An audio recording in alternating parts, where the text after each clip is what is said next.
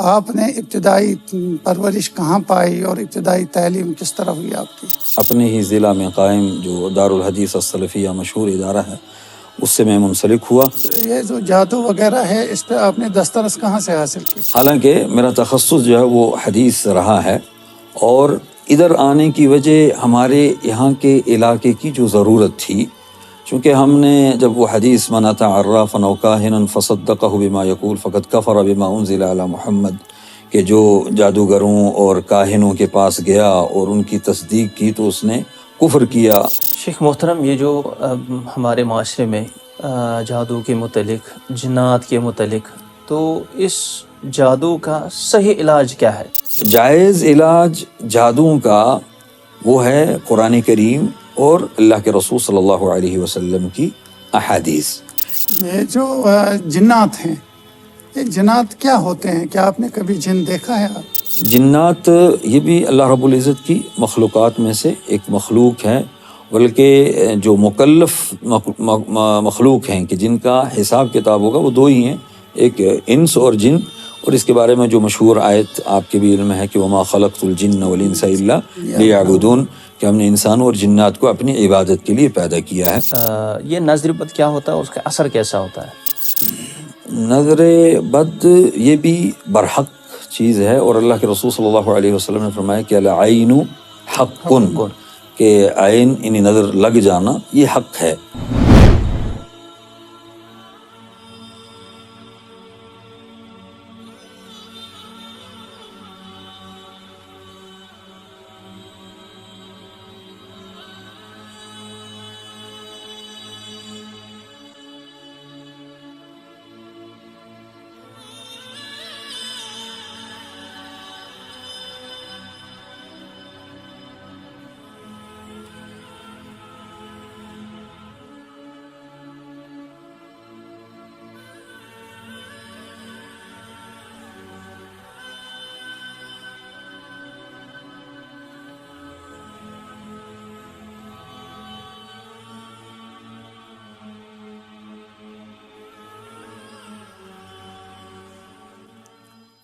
السلام علیکم ورحمۃ اللہ وبرکاتہ۔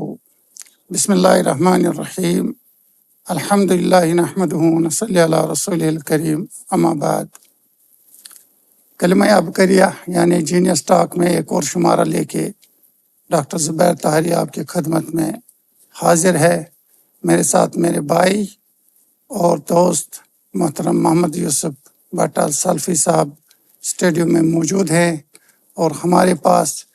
ایک عظیم شخصیت اس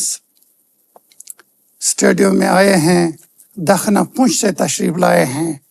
ڈاکٹر محمود احمد الدخنوی المدنی حفظہ اللہ۔ ان کا ہم خیر مقدم کرتے ہیں۔ انہوں نے جامعہ اسلامیہ مدینہ یعنی مدینہ یونیورسٹی میں انہوں نے پی ایچ ڈی کیا ہے، اور اس کے بعد ان کو بہت ساری معلومات ہیں جادو کے متعلق، رقیہ کے متعلق، یا اس میں بہت ان کا تحصل ہے اس پہ۔ تو اس سلسلے میں ہم مزید بات کریں گے ڈاکٹر محمود احمد الدخنوی المدنی صاحب سے۔ السلام علیکم ڈاکٹر صاحب۔ السلام ورحمۃ اللہ وبرکاتہ۔ ڈاکٹر صاحب، آپ بتائیں کہ آپ نے ابتدائی پرورش کہاں پائی اور ابتدائی تعلیم کس طرح ہوئی آپ کی؟ الحمد للہ رب العالمین، والصلاة والسلام علی رسولہ الکریم وعلی آلہ وصحبہ اجمعین، اما بعد۔ میں اپنی گفتگو شروع کرنے سے پہلے آپ معززین کا میں شکریہ ادا کرتا ہوں کہ آپ نے ایک انتہائی اہم دینی کچھ ایشوز پر گفتگو کے لیے آپ نے مجھے جو ہے وہ مدعو کیا۔ اللہ رب العزت ہماری اس مجلس کو ہمارے لیے بھی اور اپنے مسلم سوسائٹی کے لیے نفع بخش بنائے۔ میرا نام جیسا کہ آپ نے ذکر کیا محمود احمد میرا نام ہے، میرے والد محترم ان کا نام حفیظ اللہ۔ میں گاؤں محلہ دکھنا شیندرہ ضلع پونچھ سے میرا تعلق ہے، اور اللہ کے فضل و کرم سے خاندانی طور پر میں ایک علمی خانوادہ سے تعلق رکھتا ہوں، اور میرے دادا محترم رحمہ اللہ مولانا عبدالکریم صاحب جمعیت اہل حدیث ضلع پونچھ کی تقسیم کے بعد سب سے پہلے جو جمعیتی یا تحریکی طور پر جو کاوش ہوئی تھی وہ انہی کے ہاتھ ہوئی تھی، اور یہاں سے صوفی احمد مسلم رحمہ اللہ وہ تشریف لے گئے تھے، تو وہاں ممبرشپ ہوئی تھی۔ تو اس اعتبار سے میرا جو بچپنا ہوا وہ الحمدللہ ایک علمی ماحول میں کہہ سکتا ہوں۔ تو چونکہ دادا محترم تقریباً 58 سے 80 تک صدر رہے ہیں ضلع جمعیت اہل حدیث پونچھ کے، تو اس اعتبار سے اللہ کے فضل و کرم سے جو میرا بچپن تھا بالخصوص قاعدہ اور 4 پارے میں نے اپنے دادا محترم رحمہ اللہ انہی سے میں نے جو ہے ناظرہ قرآن کریم پڑھے تھے، اور اس کے بعد میں اپنی ابتدائی تعلیم کے لیے اپنے ہی ضلع میں قائم جو دارالحدیث السلفیہ مشہور ادارہ ہے اس سے میں منسلک ہوا۔ 3 سال تقریباً میری یا 4 سال تقریباً وہاں تعلیم رہی، اور اس کے بعد پھر 93 میں جامعہ اسلامیہ سنابل جو اس وقت معہد التعلیم الاسلامی کے نام سے مشہور تھا، وہاں میری ایڈمیشن ہوئی، جو شیخ فضیلۃ الشیخ علامہ عبدالحمید رحمانی رحمہ اللہ اور ان کے رفقا کا تأسیس کردہ ادارہ ہے۔ تو وہاں میری تقریباً 6-7 سالہ تعلیم رہ کر 2001 میں وہاں سے میں نے فراغت حاصل کی، اور اسی سال میری ایڈمیشن جو ہے وہ جامعہ اسلامیہ مدینہ منورہ میں ہوئی۔ تو وہاں حدیث شریف سے میرا تخصص ہے، میرا مطلب BA اور MA PhD پورا جو تعلیمی سلسلہ ہے وہ کلیۃ الحدیث سے ہی رہا ہے۔ جزاکم اللہ خیر۔ اور PhD بھی آپ نے کلیۃ الحدیث میں ہی کی؟ جی ہاں، کلیۃ الحدیث کے فقہ السنہ ایک قسم ہے، وہاں 2 قسمیں جو علوم الحدیث اور فقہ السنہ کے نام سے، تو میں نے ماجسٹر یعنی MA کی ڈگری اور PhD کی ڈگری میں نے فقہ السنہ جو قسم ہے حدیث بھی اس سے میں نے کی ہے۔ السلام علیکم ورحمۃ اللہ وبرکاتہ۔ بسم اللہ الرحمن الرحیم، الحمد للہ رب العالمین، الصلاۃ والسلام علی نبینا محمد وعلی آلہ وصحبہ اجمعین، وبعد۔ شیخ صاحب، جیسے کہ آپ نے اپنی ابتدائی زندگی کے متعلق اپنا اشارہ دے دیا، اور جو آپ کی بنیادی تعلیم ہوئی ہے دارالحدیث سلفیہ پونچھ میں، تو جن دنوں مطلب آپ وہاں پڑھا کرتے تھے تو اس وقت یہ جو وہاں منہج سلف سے وابستہ جو اساتذہ وغیرہ ہے جن سے آپ نے پڑھا ہے ان کا تھوڑا سا ہمیں بتا دیجیے۔ جزاکم اللہ خیراً۔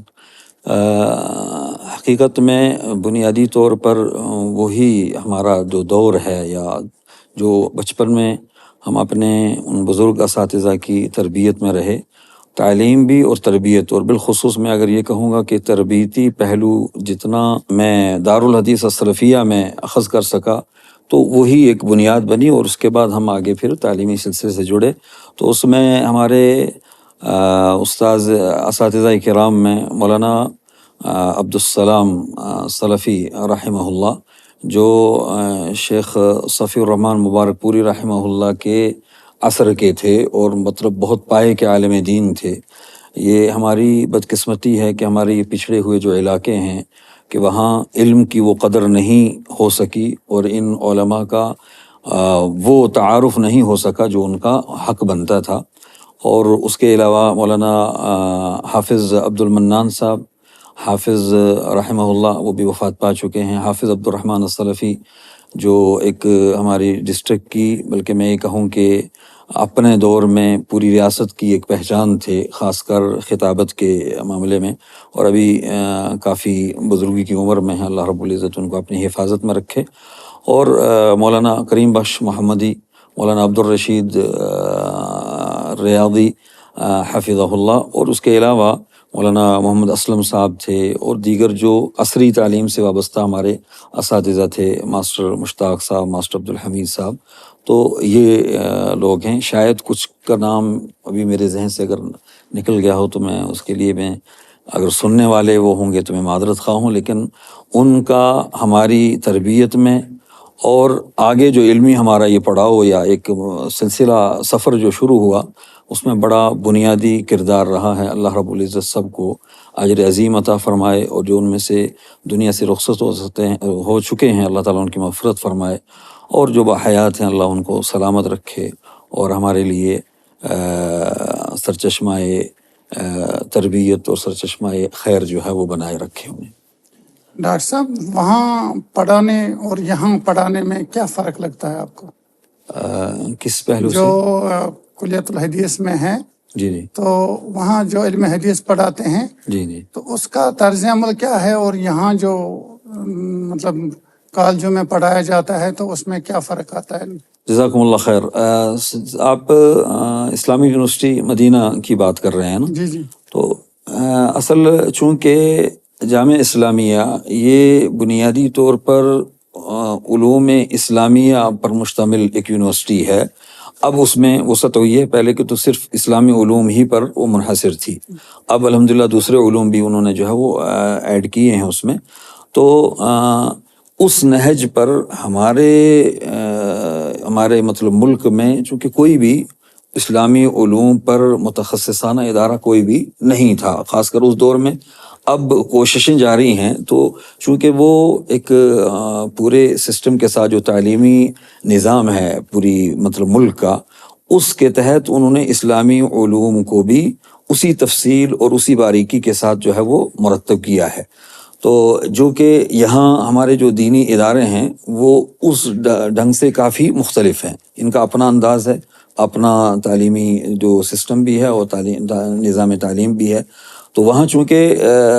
دیگر جو ہمارے عصری علوم کے سے متعلق جو یہاں کی کالجز ہیں اس طرز پر اسلامی علوم کو بھی انہوں نے مرتب کیا ہے، تو اس وجہ سے اس کی خاص پہچان ہے جو یہاں سے بالکل ہی منفرد اور الگ ہے۔ شیخ محترم، یہ جو دلی میں جامعہ سنابل سے جو آپ نے تعلیم حاصل کی ہے،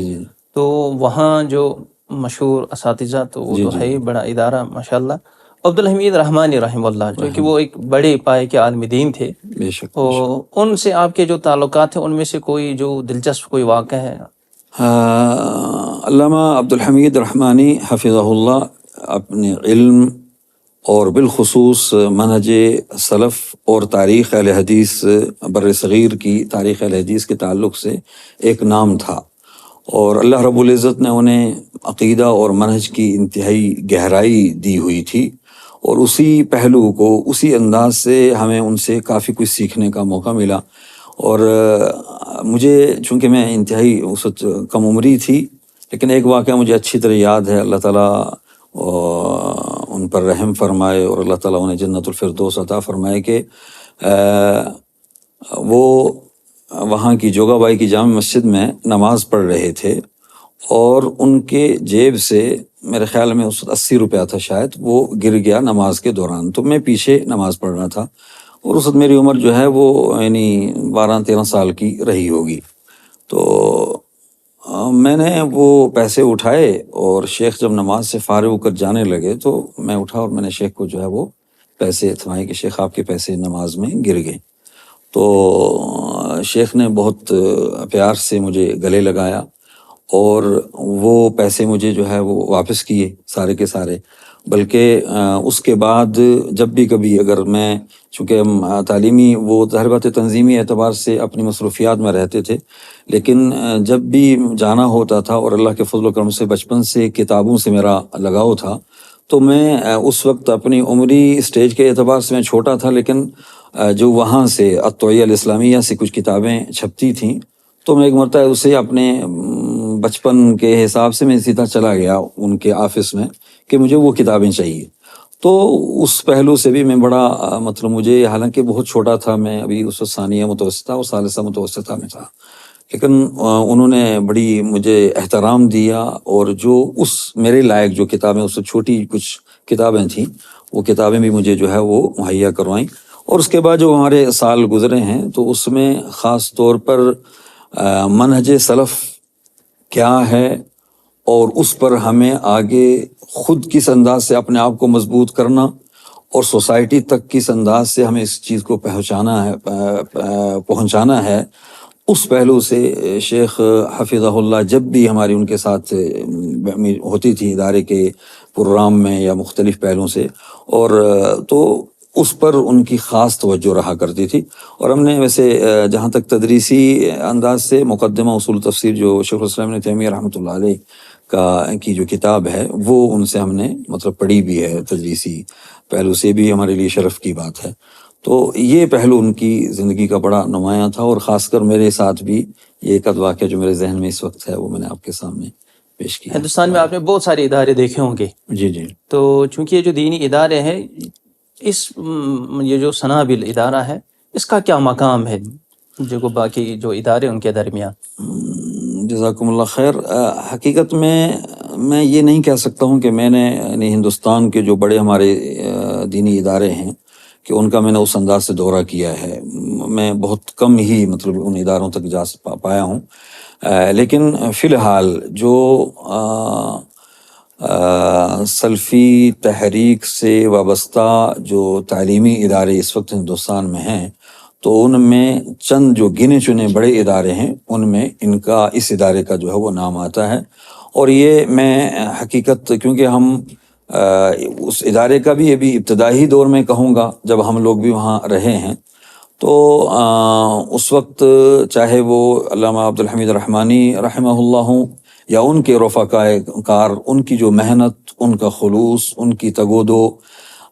وہ چونکہ ہم نے خود اپنی آنکھوں سے دیکھ رکھی ہے تو اسی کا اثر ہے۔ اور پھر بالخصوص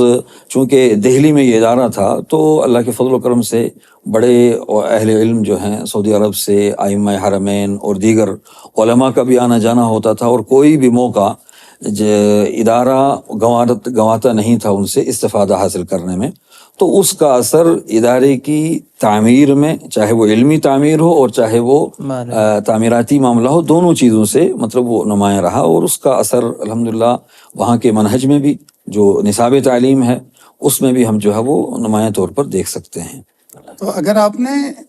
وہاں کلیات الحدیث میں جامعہ اسلامیہ مدینہ منورہ میں پڑھا ہے، جی جی تو پھر یہ جو جادو وغیرہ ہے اس پہ آپ نے دسترس کہاں سے حاصل کی؟ جی جی یہ انتہائی اہم سوال ہے، کیونکہ اور یہاں میں اس چیز کی آپ کے اس سوال کے وساطت سے میں یہ بھی وضاحت کر دوں کہ کیونکہ بعض ساتھی یا بعض حضرات یہ سمجھ بیٹھتے ہیں کہ میں نے گویا کہ تخصص ہی میرا جادو ہے، حالانکہ میرا تخصص جو ہے وہ حدیث رہا ہے، اور ادھر آنے کی وجہ ہمارے یہاں کے علاقے کی جو ضرورت تھی، چونکہ ہم نے جب وہ حدیث من اتی عرافا او کاہنا فصدقہ بما یقول فقد کفر بما انزل علی محمد، کہ جو جادوگروں اور کاہنوں کے پاس گیا اور ان کی تصدیق کی تو اس نے کفر کیا اس رب کی کتاب پر جو اللہ تعالیٰ نے رسول اکرم صلی اللہ علیہ وسلم پر نازل کی ہے۔ یا دوسری حدیث ہے جس میں 40 دن کی نمازوں کی عدم قبولیت کا ذکر ہے۔ تو ان احادیث کو ہم جب پڑھا کرتے تھے، اور پھر یہاں جب آ کر ہم نے دیکھا کہ اپنے ہی ہمارے طبقے کے جو کتاب و سنت سے جڑنے کا دعویٰ کرنے والے لوگ ہیں، وہ بھی جب اپنی پریشانیوں میں مبتلا ہوتے ہیں تو وہ جادوگروں کے پاس، ایسے کاہنوں کے پاس جا کر جو ہے وہ اپنی اس پریشانی کا حل ڈھونڈتے ہیں۔ اور اس موقع پر ظاہر بات ہے ہم یہ احادیث ممبر و محراب سے بیان کرتے تھے، تو نوجوان طبقے کا ہم سے یہ سوال ہوتا تھا کہ ہمیں متبادل پہ تو دیں، حدیث تو صحیح ہے لیکن اس کا حل بھی تو شریعت میں ہے۔ تو وہ ایک حقیقت بات یہ ہے کہ وجہ بنی کہ ہمیں اس میدان یا اس پہلو سے بھی دیکھنا چاہیے کہ شریعت کہاں تک ہمیں اس کی اجازت دیتی ہے۔ تو وہی ایک بہانہ بنا، اور اس پہلو سے پھر میں نے جو علمی کتابیں تھیں، زیادہ میں نے کتابوں سے استفادہ کیا ہے، یا بعض اہل علم جو سعودی عرب میں اس وقت تھے، جو خاص کر چونکہ وہاں حیۃ الامر بالمعروف نہی عن المنکر جو وہاں کا ایک ادارہ ہے، اس کے تحت ایک کمیٹی ہے وہاں باقاعدہ جو جادوگروں اور ان کے پر کام کرتی ہے وہاں۔ تو ان کے بعض جو اہل علم آتے تھے، دورہ مطلب کروایا کرتے تھے جامعہ اسلامیہ میں بھی یا آگے پیچھے، تو ان سے بھی مجھے کچھ نہ کچھ کسی حد تک جو ہے وہ استفادہ حاصل کرنے کا جو ہے موقع ملا ہے، جس میں ایک استاد عادل مرشد، یا میں نام بھول رہا ہوں، مطلب وہ بڑا ان کا ایک دورہ ہوا تھا کیفا تکثر الوثن جامعہ اسلامیہ ہی میں، تو انتہائی مفید وہ دورہ تھا۔ تو وہاں سے ایک یہ راہ بنی مطلب اس فیلڈ میں آنے کی، اور جب اس فیلڈ میں تھوڑا بھی ہم آگے بڑھے تو پھر حقیقت بات یہ ہے کہ پھر کیونکہ ضرورت اتنی ہے، حالات اتنی اس سوسائٹی میں خراب ہیں اس پہلو سے کہ پھر پیچھے ہٹنے کا معاملہ نہیں بن پایا. جی شیخ صاحب اس موضوع میں داخل ہونے سے پہلے چونکہ آپ داخل ہو چکے ہیں جی جی میں جاننا چاہتا ہوں جامعہ اسلامیہ میں جو نامور علماء جن سے آپ نے علم استفادہ کیا ہے، علم حاصل کیا ہے، جی جی تو وہ کون رہے ہیں، ان کا ذرا. جزاکم اللہ خیر. مدینہ یونیورسٹی میں چونکہ میں کلیت الحدیث سے جب منسلک ہوا تو وہاں ایک تو حدیث کے تخصص سے جڑے ہوئے جو اہل علم تھے اس وقت ڈاکٹر ضیاء الرحمن العظمی رحمہ اللہ وہ وہاں کے عمید پرنسپل تھے کلیت الحدیث کے جب ہماری ایڈمیشن ہوئی ہے. تو ان سے ویسے کلیہ میں تو مطلب استفادے کا موقع نہیں ملا کیونکہ وہ شاید بڑی کلاسوں میں اس وقت پڑھا رہے ہوں گے، لیکن مدینہ مسجد نبوی میں جن مشائخ یا جن علماء سے ہم نے استفادہ کیا اور وہ ادھر جامعہ اسلامیہ میں بھی پڑھایا کرتے تھے، تو اس اعتبار سے میں اگر کچھ نام لوں تو بالخصوص جو محدث مدینہ شیخ عبد المحسن العباد حفظہ اللہ، ان سے کافی استفادہ کا موقع ملا، لیکن وہ مسجد نبوی میں، یا جب کبھی کبھار جامعہ اسلامیہ میں بھی ان کے دروس یا محاضرات ہوا کرتے تھے. اور اسی طریقے سے حدیث کے باب میں ہمارے بڑے جلیل القدر عالم حدیث کے میں بڑی گہرا علم رکھنے والے وفات پا چکے جوانی میں شیخ سعود الجربوئی، ان سے ہم نے استفادہ کیا تھا. شیخ عبدالعزیز الساعدی جو میرے مشرف رہے ہیں دکتورا میں، پی ایچ ڈی انہی کے میں نے اشراف میں کی تھی، ان سے بہت استفادہ کا موقع ملا. شیخ عبداللہ الحمد، یہ سارے پروفیسران حضرات ہیں، تو یہ تھے. اور اسی طریقے سے جو اور مشہور نام جن کو شاید آپ بھی جانتے ہوں، شیخ عبدالرزاق البدر اور شیخ سلیمان الرحیلی، شیخ ابراہیم بن عامر الرحیلی حفظہم اللہ جمیعاً، ان علماء سے بھی جامعہ اسلامیہ میں بھی اور مسجد نبوی میں بھی مختلف کتابوں کے دروس کے سلسلے میں ان سے جو ہے وہ استفادہ کا موقع ملتا رہا ہے. ان سے اساتذہ کے پہلو سے ایک دو اور نام جو میں ذکر کرنا بھولا ہوں، کیونکہ ان سے میں نے خاص طور پر اتباع سنت منہج سلف، اس میں استاذ دکتور انیس طاہر، وہ بنیادی طور پر وہ انڈونیشیا کے تھے، لیکن مطلب سعودی نیشنلٹی تھی، لیکن انتہائی ایک تو عربی زبان پر ان کی پکڑ اور منہج سلف کے تعلق سے ان کی مضبوط گفتگو جو ہے وہ بہت دل کو جو ہے وہ اطمینان اور راحت پہنچاتی تھی. اور ایک اور استاد سے شیخ عبداللہ مراد، وہ بھی پاکستان کے تھے اور لیکن سعودی نیشنلٹی تھی ان کے پاس، تو حدیث وہ پڑھایا کرتے تھے. وہ شیخ البانی رحمۃ اللہ علیہ کے شاگردوں میں ہوا کرتے تھے، مطلب ان میں سے تھے. تو وہ کہا کرتے تھے کہ جب میں پڑھاتے ہوئے کہوں قال شیخنا، تو آپ سمجھ جانا کہ محدث الالبانی رحمہ اللہ جو ہے وہ مراد ہے. تو یہ اساتذہ کے تعلق سے. ڈاکٹر صاحب یہ جادو ہوتا کیا ہے؟ جادو یہ ایک علم ہے اور اس کی ایک حقیقت ہے. تو بنیادی طور پر یہ چند عملیات کا نام ہے جو گروں پر، گانٹھوں پر یا تعویذ کی شکل میں، یا جس مریض کو کرنا مقصد ہو اس کے جسم کے سے ملحق رہنے والے کپڑے یا مطلب یا اس کے جسم کے چند چیزیں، ان پر وہ عملیات پڑھ کر اور وہ جو ہے وہ جادوئی عمل جو ہے وہ کیا جاتا ہے، اور جس کی تاثیر اللہ رب العزت کے حکم سے ہوتی ہے. کیونکہ اللہ تعالیٰ نے قرآن کریم میں فرمایا کہ وما هم بضارین بہ من احد الا باذن اللہ، کہ تو جادو برحق ہے، اس کا ایک اثر ہے، لیکن وہ بھی اللہ رب العزت کی مشیت سے جڑا ہوا ہے. شیخ محترم، یہ جو ہمارے معاشرے میں جادو کے متعلق، جنات کے متعلق، تو اس جادو کا صحیح علاج کیا ہے؟ تو کیسے اس جادو کو ختم کیا جا سکتا ہے؟ میں نے وہ پہلے جو جادو کی تعریف کی اب، اور آپ نے وہ ساتھ ہی جو جنات کا ذکر کیا، تو چونکہ یہ عمل جادوئی جو عمل ہے اس میں شیاطین کی بہت بڑی دخل اندازی ہوتی ہے، بلکہ آپ سورہ بقرہ آیت نمبر 102 جو ہے وَاتَّبَعُوا مَا تَتْلُو الشَّيَاطِينُ عَلَىٰ مُلْكِ سُلَيْمَانَ وَمَا كَفَرَ سُلَيْمَانُ وَلَٰكِنَّ الشَّيَاطِينَ كَفَرُوا يُعَلِّمُونَ النَّاسَ السِّحْرَ۔ اس سے بھی آپ اس آیت سے بھی اندازہ لگا سکتے ہیں کہ یہ شیاطین، چونکہ ابلیس نے اللہ رب العزت کے سامنے یہ قسم کھائی تھی کہ لَأَقْعُدَنَّ لَهُمْ صِرَاطَكَ الْمُسْتَقِيمَ ثُمَّ لَآتِيَنَّهُمْ مِنْ بَيْنِ أَيْدِيهِمْ وَمِنْ خَلْفِهِمْ وَعَنْ أَيْمَانِهِمْ وَعَنْ شِمَائِلِهِمْ وَلَا تَجِدُ أَكْثَرَهُمْ شَاكِرِينَ۔ سورہ اعراف میں کہ میں ضرور ان کے سیدھے راستے پر بیٹھوں گا، ان کے آگے سے، ان کے پیچھے سے، ان کے دائیں سے، ان کے بائیں سے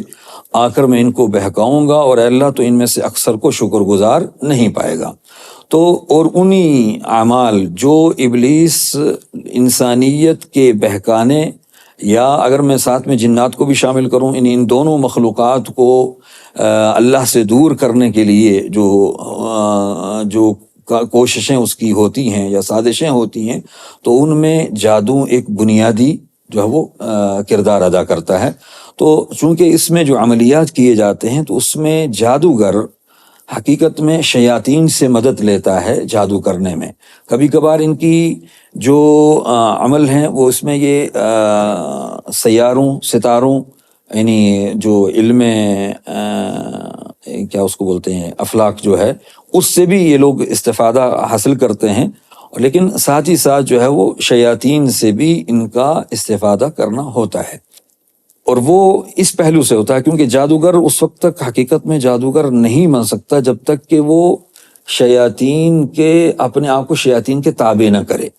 ہماری ویسے سوسائٹی میں اس کو تھوڑا سا تعبیر اس انداز سے کیا جاتا ہے کہ جی فلاں ہے اس کے موکل ہیں، یعنی گویا کہ اس نے آگے اپنے تابع کیے ہوتے ہیں۔ اگر آپ حقیقت میں اس پر جائیں گے تو وہ اس نے تابع نہیں کیے ہوتے، بلکہ وہ خود ان کے تابع ہو چکا ہوتا ہے۔ کچھ اپنے وہ چلے کر کے، وہ 20 دن کا چلہ، 40 دن کا چلہ، جس میں باقاعدہ وہ شیاطینی جو یہ عمل ہے، جو علم ہے سحر، اس کو وہ اوراد، وہ تمتمات، مطلب وہ چیزیں وہ پڑھتے ہیں، اور اس کے مطابق وہ شیاطین جو ہے وہ ان کی مدد کے لیے تیار ہوتے ہیں۔ تو ایک تو یہ ہے جو علم ہے سحر۔ اب آپ کا جو سوال تھا کہ اس کا جو علاج ہے، تو اس کا علاج 2 طریقے کا ہے۔ اگر ہم دینی پیرائے سے ہم اگر اس کی تشریح کریں یا وضاحت کرنا چاہیں، ایک ہے جو جائز علاج ہے، اور ایک ناجائز علاج ہے، جس کو ہم مطلب حرام طریقہ بھی کہہ سکتے ہیں علاج کا۔ تو جائز علاج جادو کا وہ ہے قرآن کریم اور اللہ کے رسول صلی اللہ علیہ وسلم کی احادیث، کہ یہ جو دعائیں ہیں یا اور اسی سے جڑی ہوئی کچھ ایسی چیزیں جن کا ذکر احادیث میں آیا ہے کہ وہ مطلب ان پہلوؤں سے بہت ساری چیزوں کے لیے مفید ہیں، جسے زیتون کا تیل ہوا، شہد ہوا، کلونجی کے دانے، اور اس کا پھر مختلف طریقے سے استعمال۔ چونکہ ان چیزوں کا ذکر احادیث میں آیا ہے، تو جب ان پر دم کیا جائے، انہیں قرآن کریم کی آیات کو، شاید تو اس میں آپ کا جب سوال آئے گا تفصیل کا علاجی، تو اس میں اس کی وضاحت کروں، اور اسی طریقے سے احادیث میں سے جو دعائیں وارد ہیں، تو وہ کافی اس سے استفادہ کیا جا سکتا ہے۔ تو ایک تو یہ ہے جو جائز طریقہ ہے، اب اس کی تشریح میں بعد میں کروں گا جب۔ دوسرا ہے جو ناجائز طریقہ ہے کہ جادو کو جادو کے ذریعے ختم کرنا، تو اور یہ رائج ہے جو ہماری سوسائٹی میں ہے، اور جو جادوگر سے جڑے ہوئے لوگ ہیں ہمارے معاشرے میں، ان کو بڑی حقیقت میں عزت کی نگاہوں سے بھی دیکھا جاتا ہے۔ وہ بزرگ اور پیر مطلب سمجھے جاتے ہیں، اور اسی وجہ سے لوگ جو ہے ان کے پاس جاتے ہیں، اور بظاہر وہ بھی شروع میں کچھ قرآنی آیات اس انداز سے آپ کو پڑھیں گے کہ آپ کو لگے گا کہ یہ بھی صحیح جی قرآن ہی علاج کر رہا ہے، حالانکہ ویسا ہوتا نہیں ہے، کیونکہ وہ چند چیزیں وہ پڑھتے ہیں، اور اس کے بعد اپنے جو اوراد ان کے ہوتے ہیں ان کا وہ جس میں ابلیس، قارون، حامان، شداد، اس طرح کے یہ نام لے کر مختلف قسم سے ان کی پناہ حاصل کر کے اپنا عمل جو ہے وہ کرتے ہیں، اور اس سے علاج کرتے ہیں۔ تو یہ حرام طریقہ ہے، اور اسی پہلو سے اللہ کے رسول صلی اللہ علیہ وسلم نے جو حضرت ابو ہریرہ رضی اللہ تعالیٰ عنہ کی روایت ہے کہ اجتنبوا السبع الموبقات، کے ساتھ ہلاک کرنے والی چیزوں سے بچو، تو ان میں سے شرک کے بعد اللہ کے رسول نے سحر کا بتایا۔ تو یہ ہے جو ناجائز طریقہ ہے اجمالاً جو میں نے ذکر کیا. آگے پھر یہ جو جنات ہیں، یہ جنات کیا ہوتے ہیں؟ کیا آپ نے کبھی جن دیکھا ہے؟ جنات یہ بھی اللہ رب العزت کی مخلوقات میں سے ایک مخلوق ہے، بلکہ جو مکلف مخلوق ہیں کہ جن کا حساب کتاب ہوگا وہ دو ہی ہیں، ایک انس اور جن. اور اس کے بارے میں جو مشہور آیت آپ کے بھی علم ہے کہ وما خلقت الجن والانس الا لیعبدون، کہ ہم نے انسانوں اور جنات کو اپنی عبادت کے لیے پیدا کیا ہے. تو انسان کو اللہ رب العزت کی نے مٹی سے پیدا کیا، ان انسان کی اصل مٹی ہے. تو اسی طریقے سے جنات کی اصل جو ہے وہ آگ ہے. وَخَلَقَ الْجَانَّ مِن مَّارِجٍ مِّن نَّارٍ. تو اس آیت میں اللہ رب العزت نے ان کی اصل کو بیان کر دیا ہے کہ ان کو آگ سے پیدا کیا گیا ہے. اور اس کا ذکر جو وہ جب ابلیس اور حضرت آدم علیہ السلام کا آمنا سامنا ہوا تو اس وقت اس نے بھی ایک تکبرانہ انداز سے یہی کہا تھا کہ خلقتنی من نار وخلقتہ من طین، کہ تو نے مجھے تو آگ سے پیدا کیا ہے اور اس کو جو ہے وہ مٹی سے پیدا کیا ہے. تو یہ آگ سے پیدا شدہ مخلوق ہے. اور اس کے البتہ اقسام جو ہیں مختلف قسم کی ہیں، اور یہ بھی ان مخلوقات میں سے ہے جو اپنے رنگ بدل سکتی ہے، اپنی حیت جو ہے وہ بدل سکتی ہے. اور اس میں بہت طاقت والے بھی ہیں اور بہت کمزور بھی ہیں، مطلب اس کی مختلف اقسام ہیں. تو اس پہلو سے اور اسی طریقے سے دینی اعتبار سے بھی اس میں بھی کافر بھی ہیں، مسلمان بھی ہیں، فاسق بھی ہیں، فاجر بھی ہیں، بدعتی بھی ہیں. تو سارے جو اقسام جو انسانی مخلوقات میں ہیں وہ تقریباً دینی پہلو سے وہ اقسام جو ہیں ان میں بھی پائے جاتے ہیں، کیونکہ یہ انسانی مخلوق سے ہی متاثر مخلوق ہے. تو اسی نقش قدم پر جن علاقوں میں سلفی ہیں، رہ رہے لوگ ہیں، تو وہاں جنات بھی آپ کو ویسے ہی ملیں گے. جی ہاں. تو یہ اس کا اثر مطلب وہ ہے. تو جہاں تک دیکھنے کی بات ہے تو جن کی حیت یا شکل میں نے کبھی نہیں دیکھا ہے اور نہ ہی وہ تمنا ہے ہمیں دیکھنے کی. تو البتہ ان سے انسانی حیت میں گفتگو کا، کیونکہ انسانوں پر جب ان کی حاضری ہوتی ہے تو اس طرح گفتگو کا کبھی کبھار جو ہے وہ موقع ملتا رہتا ہے. صاحب یہ جو جن کے متعلق عام طور لوگوں میں سنا جاتا ہے کہ وہ کسی میں داخل ہوتے ہیں، جی یا وہ اثر چھوڑ دیتے ہیں، پھر یہ جو انسان مطلب اپنا دماغ کھو بیٹھتا ہے، اس طرح کیا ایسا ہوتا ہے؟ جی ہاں. اس کا قرآن کریم میں بھی اور اللہ کے رسول صلی اللہ علیہ وسلم کی وہ مشہور حدیث جو جب اللہ کے رسول صلی اللہ علیہ وسلم حضرت ام سلمہ یا ام حبیبہ نہیں حضرت صفیہ ان سے ملاقات، اعتکاف کی حالت میں ان سے ملاقات کر رہے تھے، تو وہاں سے دو صحابہ گزرے. تو اللہ کے رسول صلی اللہ علیہ وسلم نے ان کو بلا کر کہا کہ یہ میری بیوی صفیہ ہیں. تو انہوں نے تعجب کا اظہار کیا، یعنی صحابہ نے، کیونکہ اللہ کے رسول صلی اللہ علیہ وسلم کے تعلق سے تو ان کے ذہن میں کوئی ایسی چیز نہیں آ سکتی تھی. تو اس موقع پر اللہ کے رسول صلی اللہ علیہ وسلم نے فرمایا کہ ان الشیطان یجری من بنی آدم مجری الدم، کہ شیطان انسان میں خون کی حرکت کی طرح جو ہے وہ دوران کر سکتا ہے. تو یہ ایک واضح حدیث ہے اللہ کے رسول صلی اللہ علیہ وسلم کی، کہ جس سے یہ پتہ چلتا ہے کہ شیطان جو ہے وہ انسانی جسم میں داخل ہونے کی صلاحیت رکھتا ہے. اور جو وہ سورہ ناس کی آیت ہے وَمِن شَرِّ الْوَسْوَاسِ الْخَنَّاسِ، کہ تو یہ بھی چونکہ خناس یہ شیطان ہی کی اقسام میں سے ایک قسم ہے، تو ان کا جو وسوسے ہوتے ہیں وہ ظاہر بات ہے انسان کے دماغ ہی پر ہوتے ہیں. اور اگر اس کو اسی سے آگے ہم بڑھیں تو جادو کا جو اثر بھی ہوتا ہے اس میں، چونکہ ان آیات یا احادیث سے ہمیں یہ پتہ چلا کہ جنات انسانی جسم میں داخل ہونے کی صلاحیت رکھتے ہیں. تو جادوئی عمل جو یا اثر ہوتا ہے اس کا بھی تعلق جو جنات سے جڑا ہوتا ہے، کہ وہ انسانی دماغ پر کنٹرول کر کے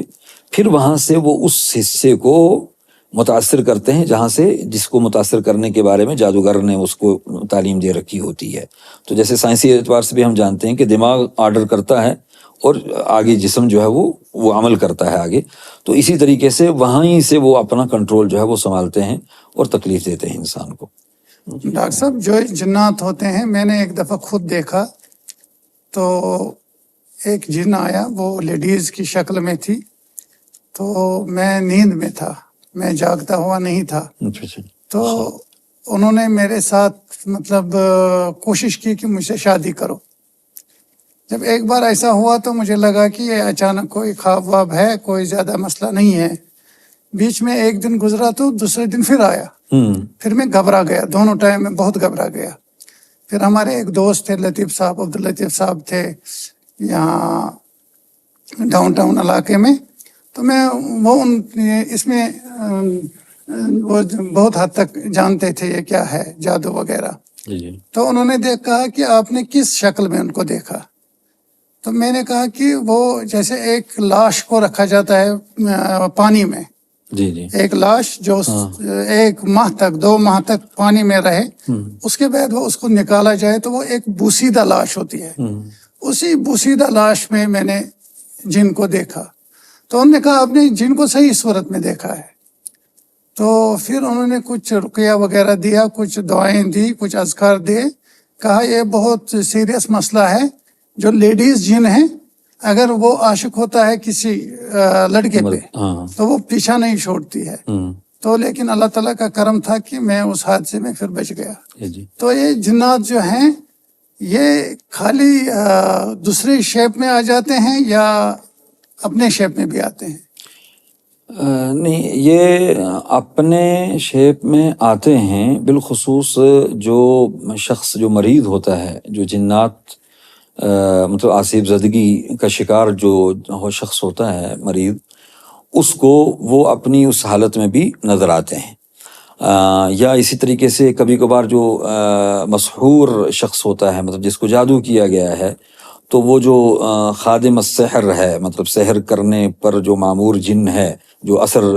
کرنے پر، تو وہ بھی کبھی کبھار مریض کو اس حالت میں مطلب نظر آ سکتا ہے اور دکھتا ہے. عام حالات میں مطلب جنات جو ہے وہ نہیں دکھتے ہیں. اور اس کا ذکر اللہ رب العزت نے قرآن کریم میں سورہ الاعراف میں کیا بھی ہے کہ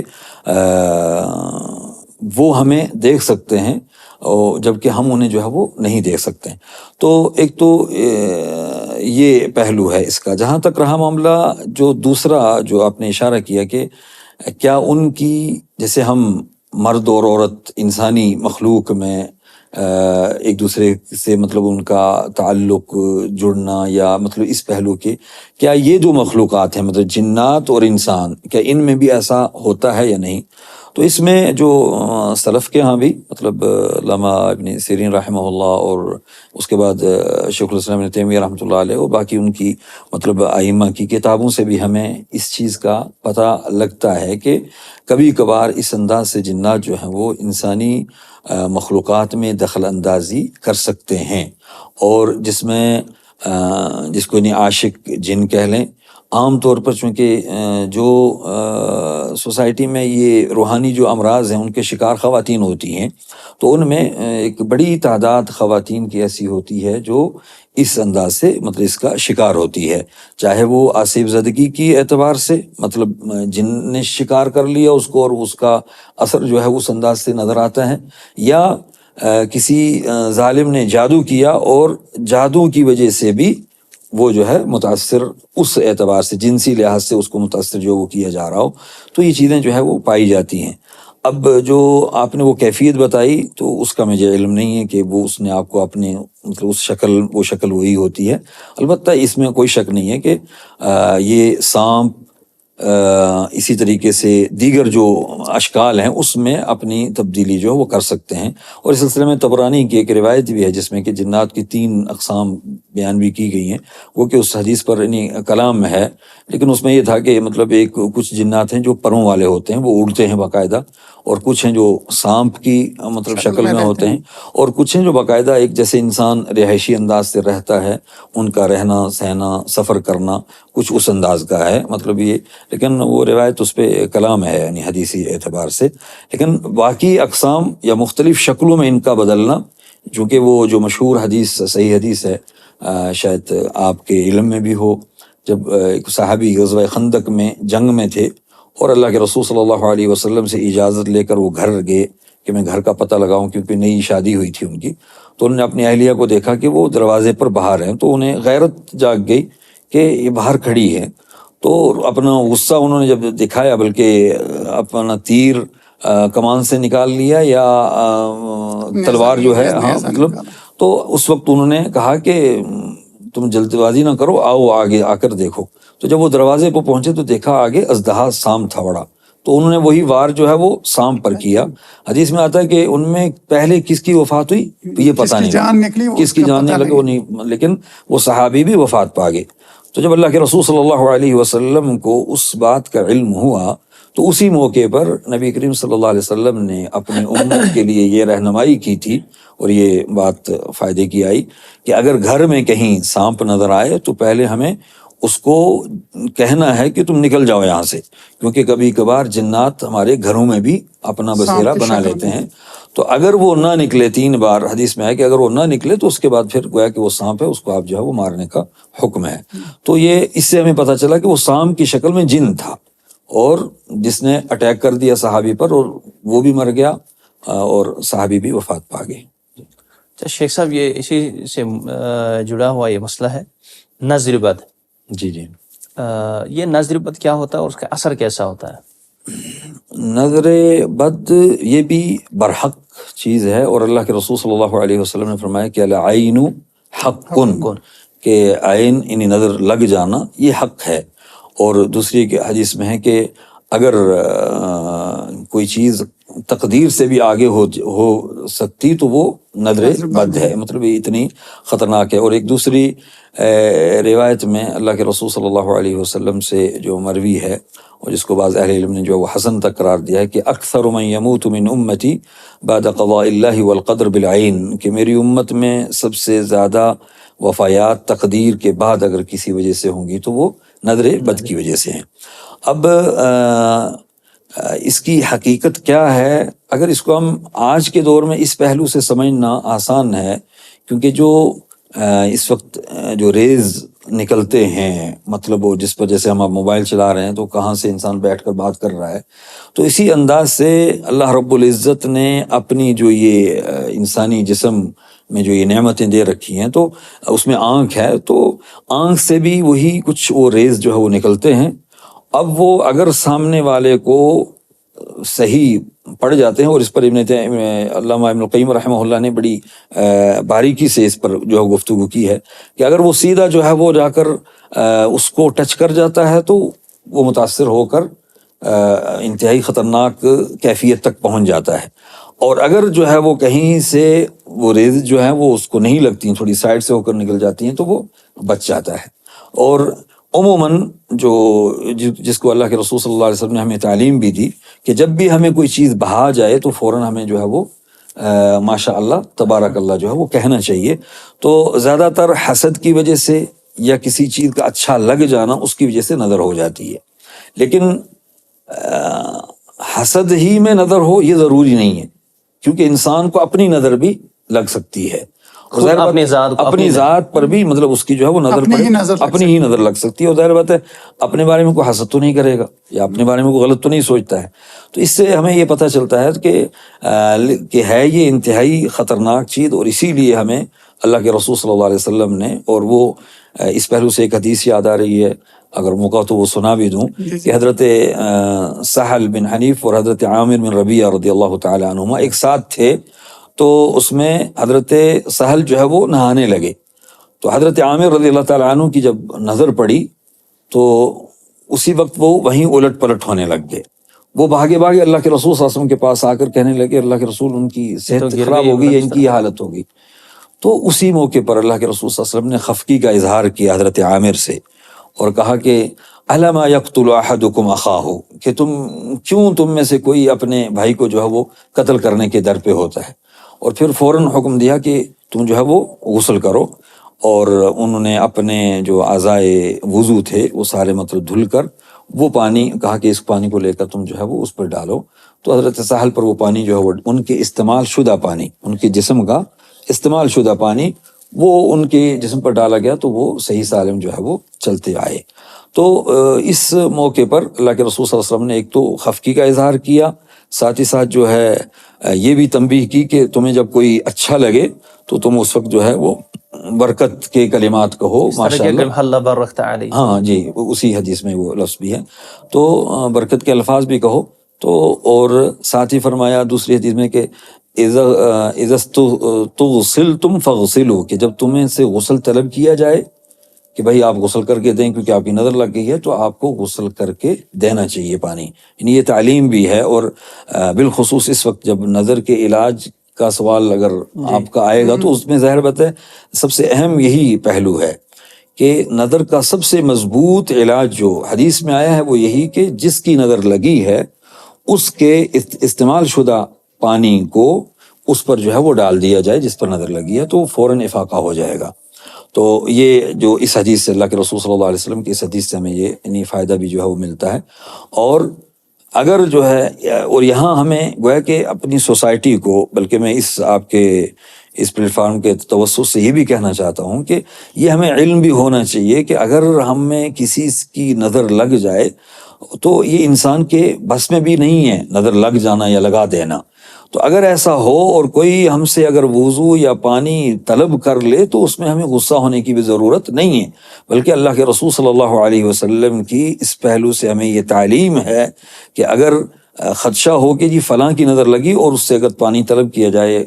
اس کے استعمال شدہ پانی، تو ہمیں دے دینا چاہیے تاکہ ہمارے بھائی کی یا ہماری بہن کی یا ہماری چھوٹی کسی عزیز کی اگر کوئی پریشانی ہو گئی ہے نظر کی وجہ سے تاکہ وہ دور ہو سکے. تو ایک تو یہ ہے طریقہ علاج نظر کا، اور دوسرا ہے رقیہ، جو مطلب جو دعائیں اللہ کے رسول صلی اللہ علیہ وسلم سے ثابت ہیں نظر کے تعلق سے، یا جو قرآن کریم کی جو آیات ہیں وہ پڑھی جائیں تو اس کے ذریعے سے اس کا علاج جو ہے وہ کیا جائے. ڈاکٹر صاحب یہ تو نظر بد تب ہوگا جب کسی کا معلوم ہے کہ انہوں نے مجھے نظر بد دی ہے، لیکن جب اس کو معلوم ہی نہیں ہے کہ نظر بد لگا بھی ہے نہیں لگا ہے، انسان کو پتہ ہی نہیں ہے،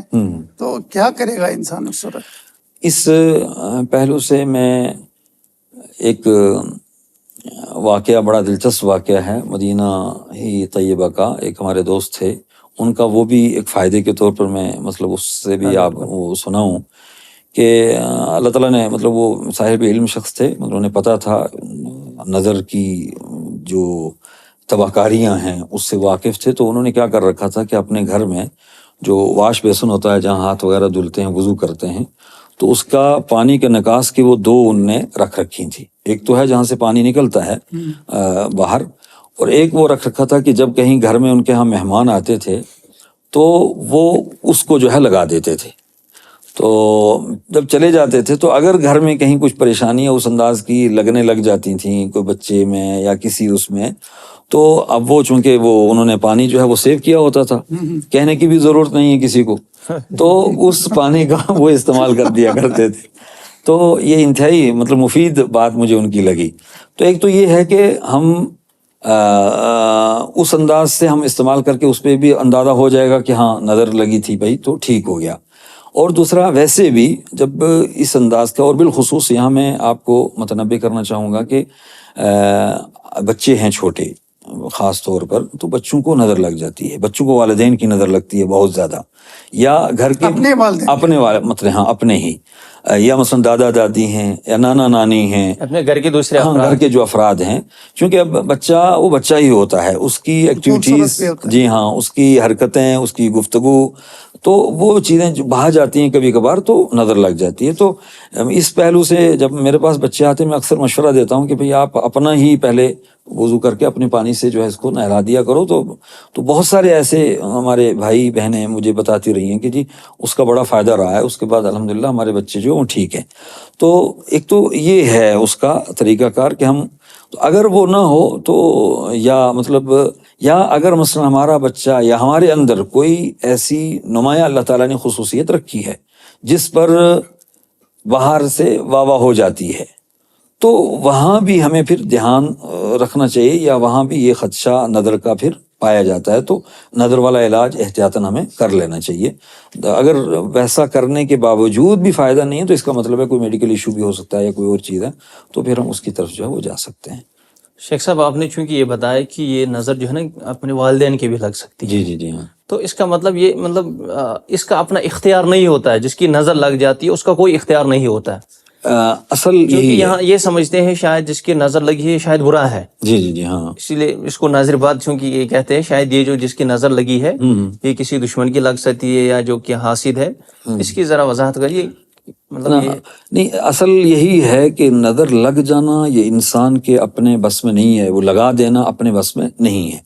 البتہ اللہ کے رسول صلی اللہ علیہ وسلم کی وہ حدیث جس میں کہ اللہ کے رسول نے فرمایا کہ آپ نے کیوں نہیں ماشاء اللہ تبارک اللہ کہا ہے یا برکت کی دعا کیوں نہیں کر دی, اس سے ایک چیز ہمیں اور تعلیم ملتی ہے, وہ یہ کہ ہمیشہ ہمیں اپنے بھائی یا اپنے چھوٹے یا اپنے عزیز کو مطلب اس پہلو سے دیکھنا چاہیے, یا اس کی کوئی نعمت یا اس کی کوئی مطلب اچھی چیز جو ہے وہ اس میں اپنے دل کو کشادہ رکھنا چاہیے. وہاں حسد والی یا اس انداز کی کوئی چیز تاکہ نہ آئے کہ کہیں ہماری جو ہے وہ نظر لگ جائے. دوسری یہاں یہ بھی ہے کہ مثلا اگر ہمیں احساس ہو کہ یار میری نظر لگ سکتی ہے تو پھر ایسی چیزوں پر ہم اپنی نظر ڈالیں ہی کم. مطلب یہ بھی ایک طریقہ ہے اپنی, کیونکہ کبھی کبھار انسان کو محسوس ہو جاتا ہے کہ اگر میری نظر لگ جاتی ہے,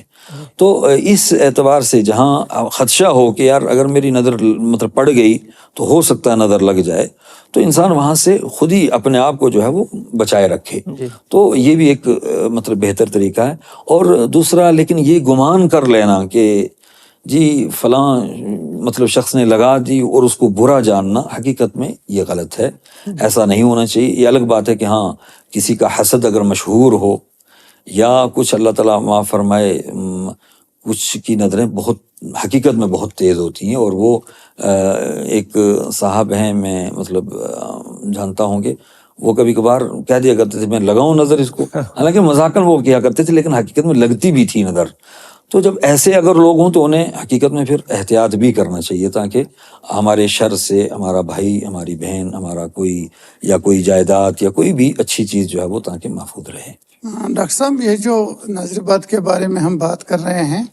تو اگر کسی کو شک ہو گیا کہ مجھے نظر بد لگی ہوئی ہے یا میرے بیٹے کو نظر بد لگی ہوئی ہے, میری بیٹی کو نظر بد لگی ہوئی ہے, تو وہ کیسے پروٹیکٹ کرے, اس کو کیا کہے, وہ کیا کلمات ہیں جو وہ استعمال کریں؟ جی جی جی اس سلسلے میں اللہ کے رسول صلی اللہ علیہ وسلم سے جو کچھ کلمات جو ثابت ہیں, جو دعائیہ کلمات, اور ویسے اس سے پہلے میں جو جہاں تک قرآن کریم کی سے متعلق میں, جس میں سورہ اپنا سورہ فاتحہ ہے ہی, اور آیت الکرسی, اور آخری تینوں جو کل ہیں, قل هو اللہ احد, قل اعوذ برب الفلق, قل اعوذ برب الناس, اور اسی طریقے سے جو ہے وہ سورہ قلم کی آخری دو آیتیں, وَإِن يَكَادُ الَّذِينَ كَفَرُوا لَيُزْلِقُونَكَ بِأَبْصَارِهِمْ لَمَّا سَمِعُوا الذِّكْرَ وَيَقُولُونَ إِنَّهُ لَمَجْنُونَ. سورہ النساء کی ایک آیت ہے, ام یحسدون الناس علی ما آتاہم اللہ من فضل فقد آتینا علی ابراہیم الکتاب والحکمت وآتیناہ ملکا عظیما. سورہ ملک کی ابتدائی 4-5 آیتیں جو ہیں, یہ آیات جو ہیں وہ نظر بد کے تعلق سے کافی مفید ہیں, اور پھر بالخصوص مطلب معوذات جو ہیں اور آیت الکرسی. اس کے علاوہ اللہ کے رسول صلی اللہ علیہ وسلم جو ہے وہ حضرت حسن اور حضرت حسین رضی اللہ تعالیٰ عنہما, ان کو جو تعوذ کے ذریعے مطلب ان کو جو ہے وہ دعا کیا کرتے تھے, اعوذ بکلمات اللہ التامۃ, اعوذ بکلمات اللہ التامۃ من کل شیطان وہامہ ومن کل عین لامہ. تو یا اعوذ بکلمات اللہ التامۃ من شر ما خلق, یا بسم اللہ رقیق من کل شیء یؤذیک من شر کل نفس وعین حاسد اللہ یشفیک بسم اللہ ارقیق. اسی طریقے سے ایک دعا ہے کہ جہاں علم ہو یا درد ہو, چاہے وہ نظر کی وجہ سے, یعنی عمومی وہ دعا ہے, چاہے وہ نظر کی وجہ سے ہو یا کسی اور میں, تو وہ دعا ہے کہ ہم ہاتھ رکھ کر کہیں 3 مرتبہ بسم اللہ بسم اللہ بسم اللہ, اور اس کے بعد اعوذ بعزت اللہ وقدرتہ من شر ما اجد واحاذر, یہ 7 مرتبہ یہ کلمات, یہ بخاری شریف اور مسلم شریف کی روایت ہے. یہ دعائیں ہیں جو نظر بد سے متعلق بھی, اور بلکہ یہ جو دعائیں ہیں یہ حتیٰ کہ آصف زدگی, جن کو جنات کا اثر ہو, اس پر بھی یہ دعائیں جو ہے وہ کافی مفید اور کارآمد ہوتی ہیں. جزاکم اللہ خیر. شیخ, یہ جو جن, جادو یا نظر بد, جی جی, تو آپ کے کہنے کے مطابق اس کا مطلب یہ علاج ہے؟ چونکہ ہمارے معاشرے میں چونکہ بہت سارے اس طرح مسائل ہوتے ہیں، کوئی کہتا ہے اس کی نظر لگ گئی ہے، کوئی کہتا ہے کہ مطلب اس پر جن کا اثر ہے، اس طرح کی بہت، یا کوئی کہتا ہے اس کو جادو کیا گیا ہے. تو ہم کیسے پہچان سکتے ہیں مطلب کس پر جادو ہے، کس پر جن ہے، کس کو نظر، اس کی کوئی پہچان ہے؟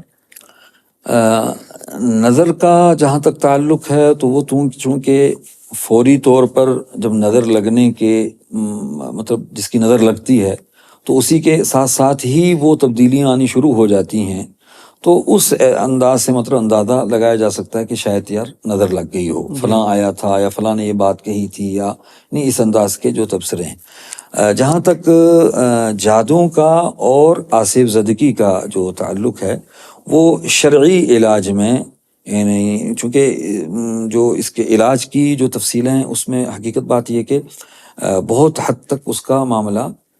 تجربات سے جڑا رہتا ہے. تو ہر شخص جو جائز طریقے سے جو علاج کرتے ہیں، کیونکہ یہاں میں یہ آپ کو کہوں کہ یہ علاج اس چیز کی وضاحت سے پہلے مطلب یہ نقطہ انتہائی اہم ہے کہ سحر کا یا آصف زدگی کا علاج یہ توقیفی نہیں ہے. توقیفی سے مراد کہ مطلب کہ صرف جتنا آیا ہے حدیث میں کہ بس جی ایسے آپ کر سکتے ہیں، اس کے علاوہ آپ کر نہیں سکتے ہیں، بلکہ اس کے تعلق سے جو اللہ کے رسول صلی اللہ علیہ وسلم نے ہمیں وسعت دی ہے. جیسے کہ وہ حدیث ہے کہ عارض علی رقاکم لا بأس بالرقا ما لم تکن شرکا یا ما لم یکن فیہ شرک، کہ تم مجھ پر جو ہے اپنے وہ چیزیں رقیہ جس سے تم رقیہ کرتے ہو وہ مجھ پر پیش کرو، رقیہ کرنے میں کوئی حرج نہیں ہے سوائے کہ اس میں تاکہ شرک نہ ہو. تو اس سے ہمیں یہ پتہ چلتا ہے کہ ایک تو جو وارد قرآن کریم کی آیات ہو گئیں یا اللہ کے رسول صلی اللہ علیہ وسلم کی وارد جو احادیث ہیں، تو ان کے علاوہ بھی مطلب جو احادیث میں جن آیات کا ذکر باقاعدہ موجود ہے اس کے علاوہ بھی چونکہ وَنُنَزِّلُ مِنَ الْقُرْآنِ مَا هُوَ شِفَاء، کہ ہم نے قرآن کریم کو شفا بنا کر نازل کیا ہے. تو اگر آپ کا تجربہ میرا تجربہ کسی آیت کے تعلق سے کہ یار یہ اگر میں پڑھوں تو فلاں چیز میں یہ مفید ہے، تو اس میں کوئی حرج اور مضائقہ نہیں ہے کیونکہ وہ قرآنی علاج ہی ہوگا. تو اسی طریقے سے کچھ وہ چیزیں جو خیر اس تعلق سے جو شرائط اہل علم نے رکھی ہیں، تو یعنی علاج کے تعلق سے تو جو نقطہ